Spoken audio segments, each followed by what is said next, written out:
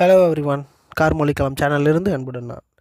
கல் தோன்றி மண் தோன்றா காலத்தை முன் தோன்றியது நம் தமிழ் அப்படின்னு சொல்லுவாங்க. தமிழ் மட்டும் இல்லைங்க, காதலும் தான். நேற்று நம்ம பார்த்த லாஸ்ட் எபிசோட் பார்த்திங்கன்னா காதல் பற்றினது. என்னோடய முதல் காதல் அப்படிங்கிறது என்னோடய அம்மா மேலே எனக்கு ஏற்பட்டது தான்.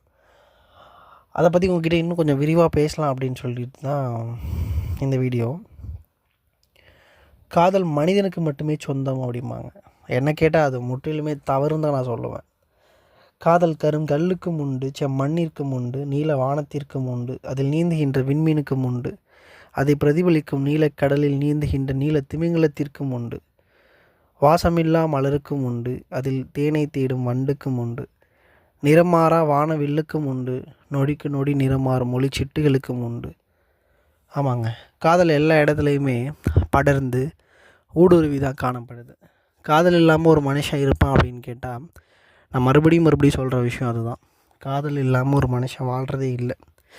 ஏதோ ஒரு விதத்தில் ஏதோ ஒரு இடத்துல ஒருத்தனுக்கு காதல் ஏற்பட்டுக்கிட்டே தான் இருக்குது.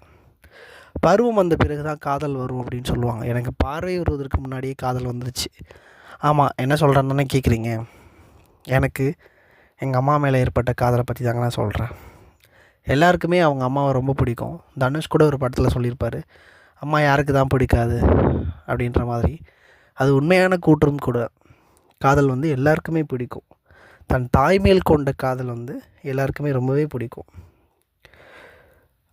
பருவம் வந்த பின் தான் காதல் வரும்னு சொல்லுவாங்க. ஆனால் நான் பார்வை வருவதற்கு முன்னாடியே காதல் வந்துச்சு அப்படின்றத பற்றி பேசணும்ல. ஆமாம், 1 கோடி அணுக்களில் ஒன்றை மட்டுமே காதலித்தேன்.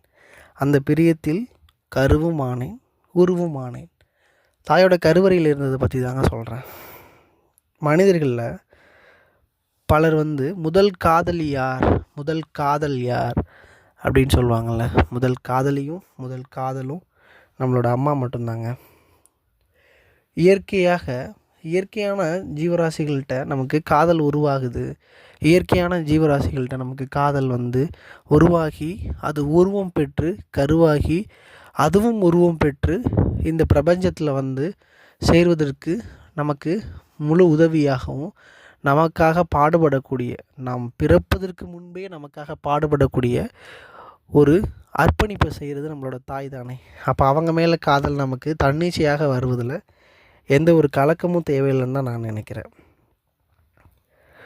உலகத்தில் மதம், பேதம், ஆண் பெண் இப்படி எந்தவித ஒரு இடர்பாடுகளுமே இல்லாமல் காதல் ஊடுருவி வந்துட்டே தான் இருக்குது. காதலிப்போம், காதலிச்சிட்டே இருப்போம் தான். தொடர்ந்து நம்ம அடுத்த எபிசோடில் காதலை பற்றி இன்னும் விரிவாக பார்ப்போம். அதுவரை உங்களிடமிருந்து விடைபெறுவது உங்களில் நான். கார்மொழிக்களம் சேனலை சப்ஸ்கிரைப் பண்ணுங்கள், ஷேர் பண்ணுங்கள், கமெண்ட் பண்ணுங்கள், லைக் பண்ணுங்கள்.